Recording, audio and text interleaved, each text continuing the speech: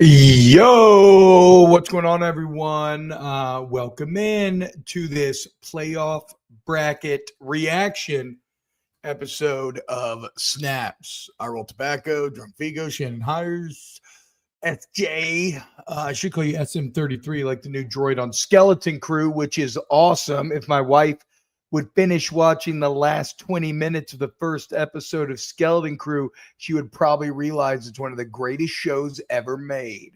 I'm just kidding. This is a weird inside joke to do at the start of the show because nobody has any idea what I'm talking about. My wife thinks I'm pushy with my opinions, which it's hard to beat. You know, it's hard to deny that rap. If that's the accusation, I'm probably guilty. In fact, I guess that's why y'all are here, because we give opinions. What's happening, Lock Hesse, Adam, Goat Dog, Brent Huff, Tim Everett, Jeffrey? Okay, I'm just off for a couple more minutes to let a couple more people get in here before we dive into this reaction. As always, guys, like, share. The road to 30K inching along. I think we're at 27.2 last check. Might hit 27.3. Let's keep going, guys, please. And remember, today's Snap Show brought to you by AXIA Time. Watch us. That's so much more than time. Really exciting stuff going on at Oxia right now. I'll let you know about that in a little bit. But let's celebrate. I had a bowl of gumbo I wanted to show off, but I ate it already. So there we are. But football season in the books. Christmas Sunday. It's a beautiful day. If you have a drink, why not maybe pour yourself a little Sunday afternoon drink? I'm drinking a little Belgian triple right here. I don't think I've ever had this kind. So I'm excited. Give me 1 second, then we'll dive in. Look at this, boys. That's right, baby. Pop bottles. Another college football season in the books.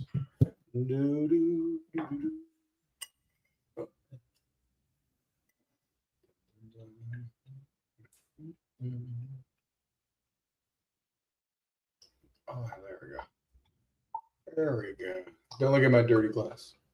Just soap scum. Cheers, y'all, to college football. Okay, here we go. Let me go ahead and share the bracket. We can all look at it together. Here it is, the final 12-team college football playoff bracket. The 1 seed, to no one's surprise, the Oregon Ducks. The 2 seed, the Georgia Bulldogs. 3, Boise State. 4, Arizona State. So that is a little interesting. And it makes sense, right? Boise finished with 1 loss, a couple nice wins, dominant in the conference championship. And again, Boise's loss is essentially treated like a win at this point because it was to Oregon, who's undefeated. It was very close, and arguably Oregon should have won. Makes a ton of sense. Arizona State coming in at 4. I mean, let's go, Kenny Dillingham, dude. The Wildcat Hive. Shout out Austin M. I mean, how about it? He started talking, our guy in chat, noted Sun Devil fan, starts hanging out middle of the season, maybe before, but, starts really pushing Arizona State. I'm like, okay, I'll watch it. I'll check it out. And now they're the 4 seed in the first ever 12-team playoff. Let's go. 5, you got the Texas Longhorns at coveted 5 spot. But interestingly, going up against Clemson as the 12, maybe a bit more of a talent-rich blue blood than a lot of us would have thought before the season there at 12. The 6 seed, Penn State. 7, Notre Dame. 8, Ohio State. So Texas, Buckeyes, Penn State, Notre Dame getting your home games. And then Tennessee hitting the road, take on Ohio State as a 9 seed. SMU hitting the road, take on Penn State as 11. And Indiana staying in a little in-state battle. South Bend versus wherever Indiana is. Going against each other in the winner of that, we'll get Georgia. Who knows? Maybe we get the Indiana-Georgia matchup, but I've so desperately wanted. Okay, we'll talk some big picture stuff first. So obviously Alabama's not here, right? And that's what the entire show came down to, was Alabama versus SMU. And as chalky as this may sound, I do agree with what seemed to be the sentiment amongst a lot of the panelists on the show today, which was there is no perfect answer, right? And that is true. There is no perfect answer. But ultimately, one of the things that I just actually like a lot better about this than the 4-team playoff is I care significantly less about the 12th team that gets in as opposed to the 4th, right? When it's 4, I think you can deal with some real injustice. In this case, whoever gets left out, I can justify it. I mean, look, I know at this point, I know all, I think we all do, right? Excuse me. Let me take another sip here. Oh my God, it's good. We know all the arguments for both Alabama and SMU. Obviously, Alabama, stronger overall schedule, bigger overall wins.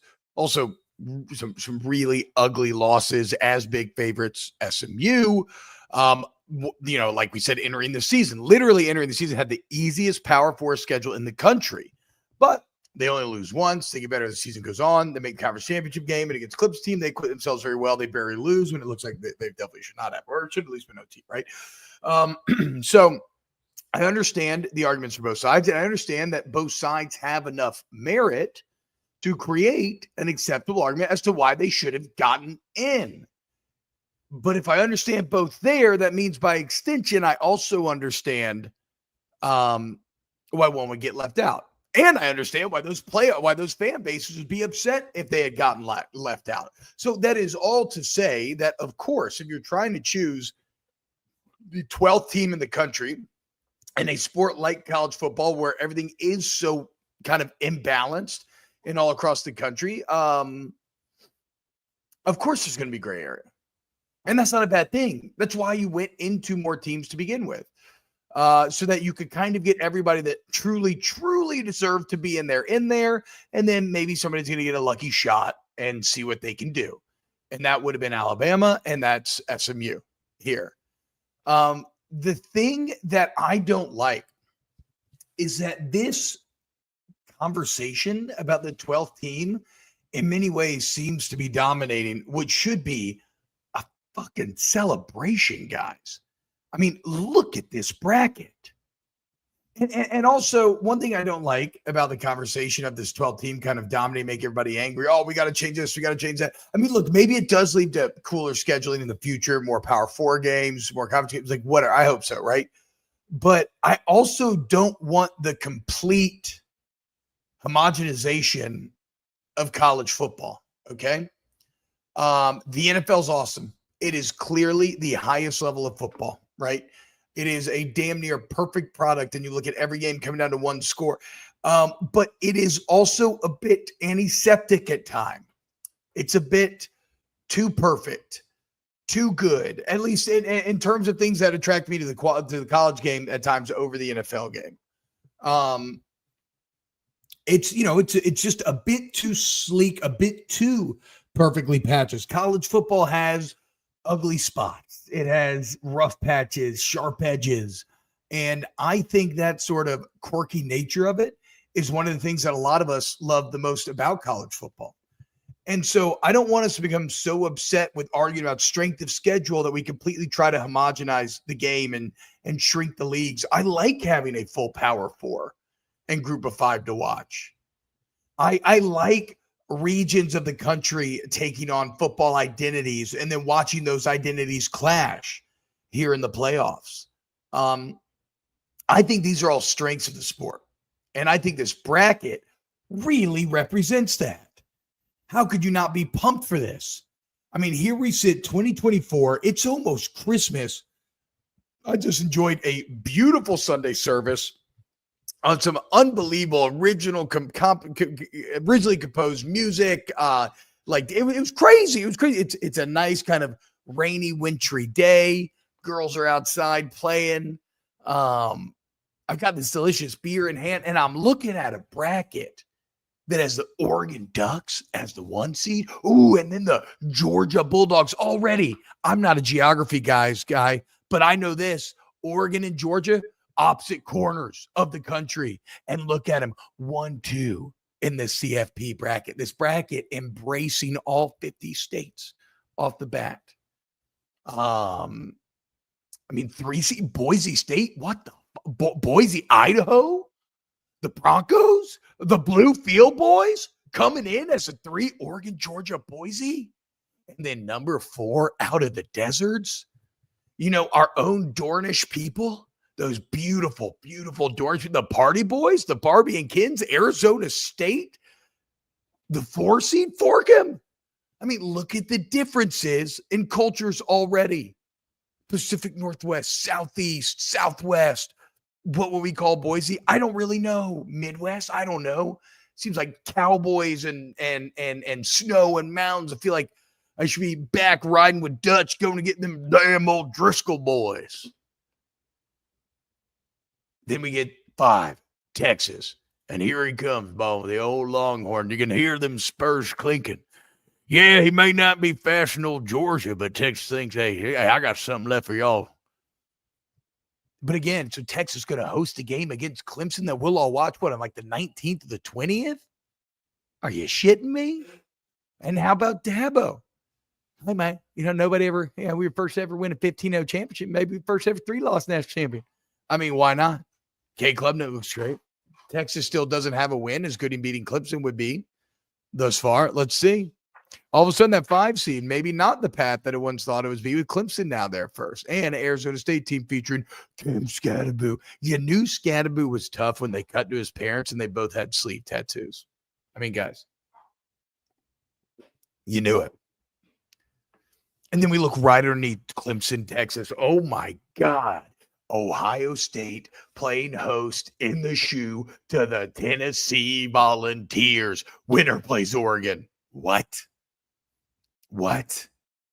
And what a weird, unbelievable narrative that we never would have seen coming, that does Ohio State even want to play in the shoe right now because the vibes are so incredibly bad.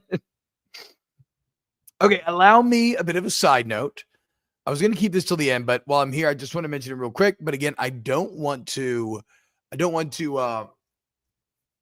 bemoan this because I think it is not the point. And I don't want to take away from the excitement. So I feel like I'm really excited for this, but I do think it's incredibly stupid that sitting ADs and presidents are on this college football playoff committee. I mean, Ward Manuel's the AD at Michigan right now, right? You cannot tell me that positively or negatively that bias doesn't affect a decision when you're deciding who gets the home game between Ohio State and Tennessee. And again, maybe it's like, well, but T-Bob, he gave it to Ohio State. Well, yeah, because he's worried about looking like he's going to be, going against Ohio State. Like bias is inherent. It's unavoidable. I know they say they literally hang their hat at the door. I think that's crazy. But that's just a little food for thought. Again, doesn't take away from how awesome Tennessee and Ohio State's going to be. Next up on the list, Penn State, Happy Valley. James Franklin. The year everything keeps coming up. Jamie boy, not a bad path here. An SMU team that I thought looked very fast, very strong defensively in the trenches. Big questionable on the back end, but a team that I think I would favor Penn State here, especially. It's probably going to be freezing. SMU going to be coming from that Dallas area all the way up. Again, here we go. Pennsylvania, freaking awesome. Yeah, I guess I kind of bailed on the geography thing, huh?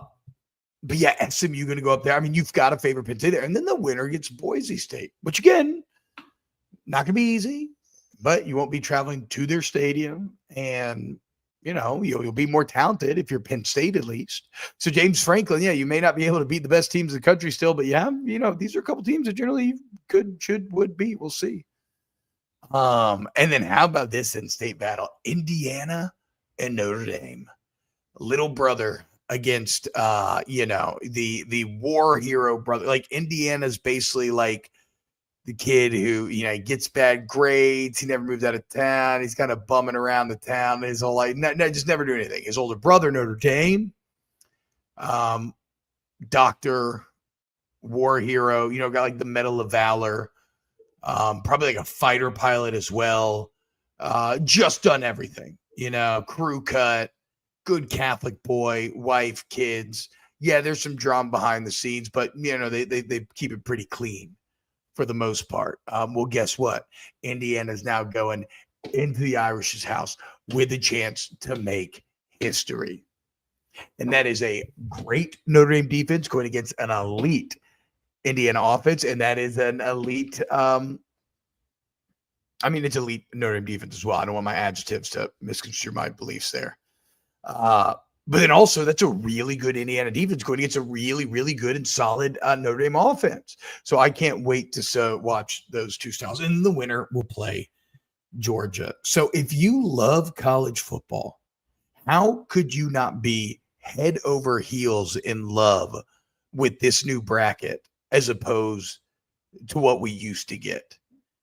Every conference represented, every piece of the country represented, every football identity represented, superstars littered throughout, and quite frankly, no giant prohibitive favorite. You know, I mean, definitely you have favorites. It's I mean, that's the point of a favorite, right? It's legitimately impossible not to have favorites, but there's no 9,000-pound gorilla. There's nobody that we all just put our hands up and say, oh, you know, well, they're absolutely going to win. And I think that is just incredibly exciting. First round Saturday, December 21st, 4 p.m. TNT. Clemson in Texas. Oh my God. Oh my God. Christmas weekend, Saturday afternoon, Christmas lights dancing in the corner. Let's go ahead and cook another gumbo. Let's get, oh my God, dude, are you kidding me? This is sick. This is sick, dude. Todd says, schedule all FCS non-conference games. Change schedule doesn't matter. It's not true, dude. It's not true.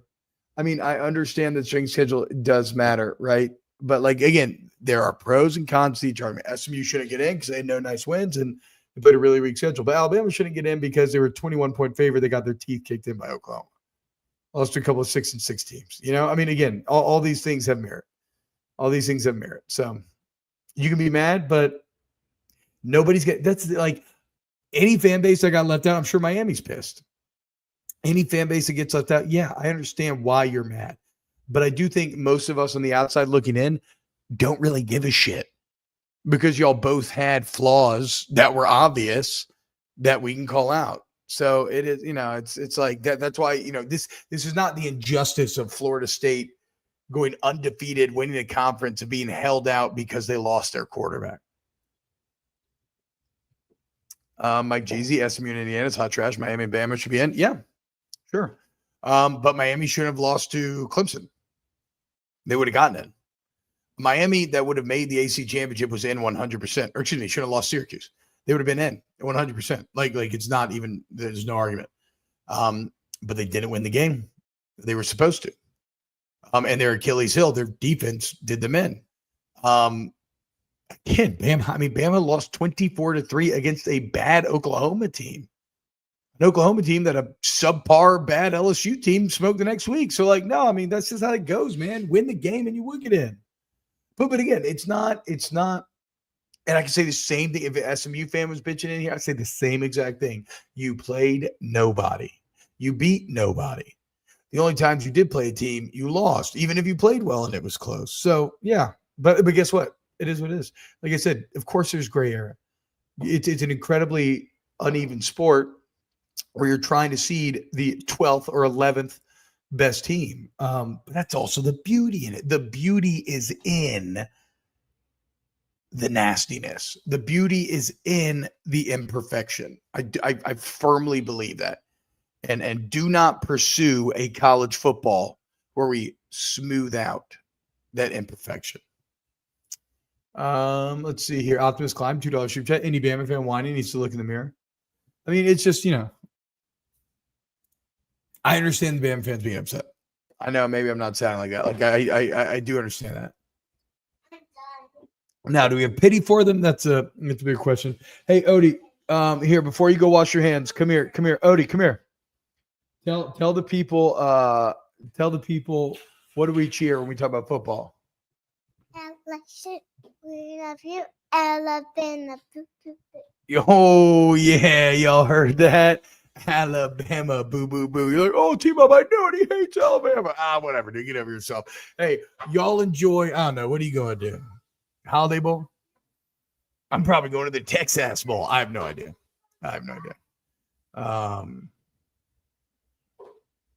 Did she pick Bama or SMU? SMU. You heard the cheer. LSU, we love you. Alabama, boo, boo, boo. Don't get twisted, bro.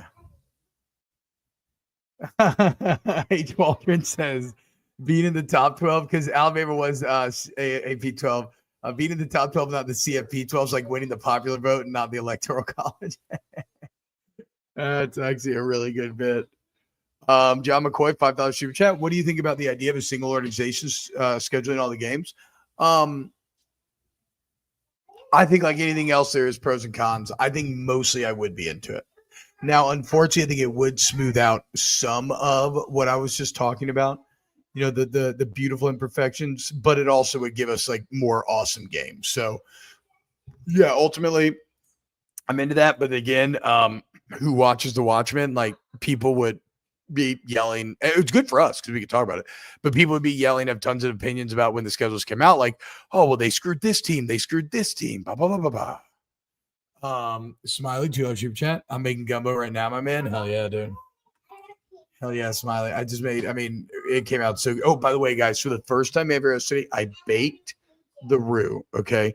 And I cannot tell you what a game changer this is. I love making roux. I love babysitting roux, but you can burn a couple of my day losing focus, or just zoning out or just whatever, a couple of different, right? So all you do is put your oven at 350, mix up your flour and your oil, and you leave it in there and you stir it about every 30 minutes. But because it's not a single source flame, it's not burning. The whole thing is cooking evenly in the oven. And when I tell you, you barely watch, right? You can chop your veggies, drink whatever. You can do whatever you want. You start every 20 to 30 minutes.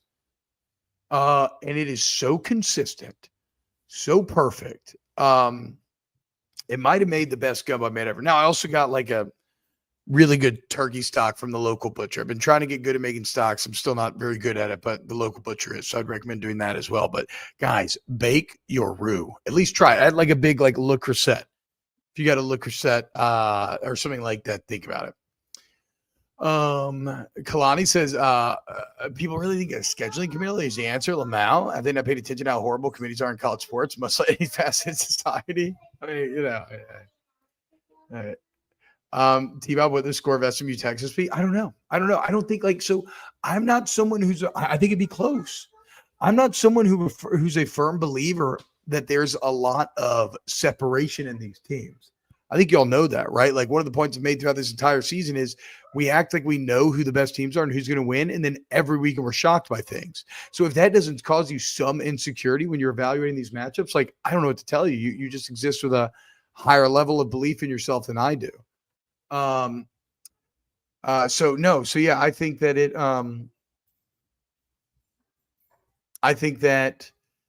it would be a good game. I would take Texas to win, right? But again, who has Texas beaten this year? A&M and Vanderbilt are their best friends. Oh, hey, Artie Grace. What's up, baby? Say it one more time. Oh, we love you, Alabama. Yeah. Chet Buxton says, do you spread the roux and bacon it? Yeah, spread it out. Yeah, so get your Le Creuset, your big pot or whatever. I put like 3/4 cup of flour, 3/4 cup of olive oil. Mix it all together, put it in there. And then every 30 minutes, you get a wooden spoon, wooden paddle. You just stir it. Yeah, just stir it, spread it around, stir it back up. It's really, really good. T-Bone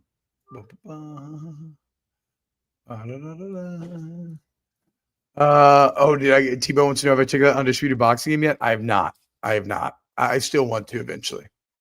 Get real. Nobody wants to see SMU.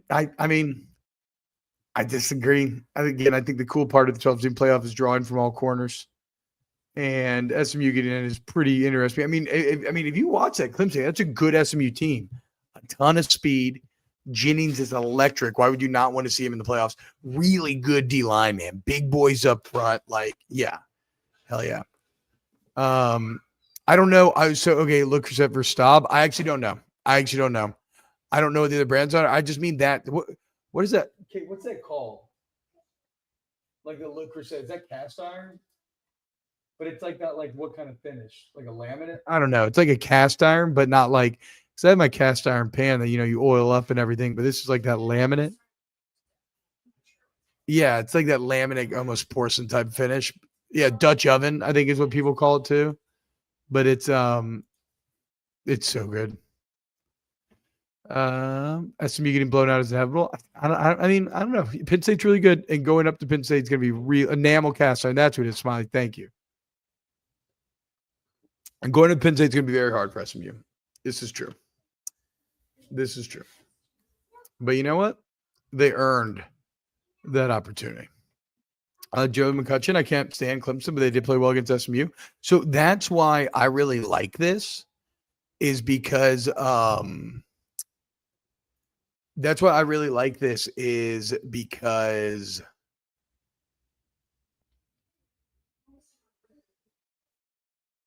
why am I blanking? What did Joe say? My bad. Is that like, look, Clemson? Yeah, did they back into it? But guess what? That's what's cool about this is like if over the course of a regular season, a team wins its conference championship, I don't care how they got there, they should get in the playoff to me. Like, just bottom line. So yeah, maybe Clemson wasn't ranked at the top, they had to win their way in, but guess what? Winning your way in is cool because teams are allowed to get better. Teams are allowed to get hot. And I like that Clemson played their way in, personally. Me. How long time total did the roux take out? Okay, I think it took about 2.5, 3 hours, something like that. Now, maybe it took a little longer than that because I was like kind of over checking it. This is my first time doing it. I was stirring every 10 to 15 minutes. Yeah. Tennessee, per usual, got robbed. I mean, yeah, again, that's another gray area type thing, right? Ohio State and Tennessee had incredibly similar arguments. And either one of them could have been that home team, and they'd end up at it. So just kind of is what it is, man. All right. So that's React Show. On the way out here, I told you today's show was brought to you by Oxia. Guys, check this out. This is very cool. So these, look, the private sale just went live. Now the new college football playoff drops. We've been talking about Oxia, first sponsor here on Snaps. They've been really great to us. They've chosen to partner with us. I want to blow this thing out for them. So if you like the show, you want to get the perfect gift idea for the college football fan in your family, for yourself, this is it. Okay, these are really high quality Swiss watches. If you're a watch person, you'll know more than I would, quite frankly. But their construction is very high quality. And right now, you see all these. Look, they got a couple options for each team. Here's a couple of Arizona States, a couple Boise's, a couple Clemson's to choose from, a couple of price points as well. There's your Georgia's, your Indiana's. God, that Indiana red looks so good to me. Notre Dame. I mean, all of these look, you got watch options. See right there in the Oregon one. All these look so clean. If these are one of your favorite teams, go to AXIATime.com, AXIA. Right now, these are on sale. They're only making 100 of each. Okay. They're only making 100 of each. So, like, get in there now, go ahead and get yours, and you will have something that nobody, like, this will be cool for years to come. You can always show people this. Yes, this, and it specifically commemorates the first ever college football playoff. And while you're here, you can just check out all the watches that they do. It's beautiful, man. Oxia Time. God, look at that, dude. Tennessee fans, you kidding me? Look at the SMU ones. Even though these are probably not expensive enough for SMU fans. AXIATime.com. Did I see Ball Atreides says Murder Giraffe? Yes, Ball Atreides is the man, dude. So Timothy Chalamet was excellent on College Game Day yesterday. And I know that, like, picking, he's an actor. Somebody's giving him some information to talk about, but I don't know. You can also see if somebody kind of knows. And Chalamet definitely actually likes college football or sports. And I know that he's been I found out on Twitter through all this that he's a big Ringer guy, or at least he was back in the day. So yeah, there's a passion there. And I think he almost got all the picks right except for Texas. I think is the one that got him. Yeah, he did. I agree with Locke. He seemed to be genuinely having a blast. I agree. And that was very cool to see. All right, guys. Love you so much. Thank you for the super chats. Thank you for everything. Y'all the absolute best. Aaron on vacation this week, but we'll be talking to him at some point. Hold on real quick. Let me check where at Subwise. 27.3. Okay, guys, come on, let's go. Can we get to 30 by the end of the season? Okay, we love you. We'll be back tomorrow. Shout out to Oxia Time. Link in the description if you want to go get those watches.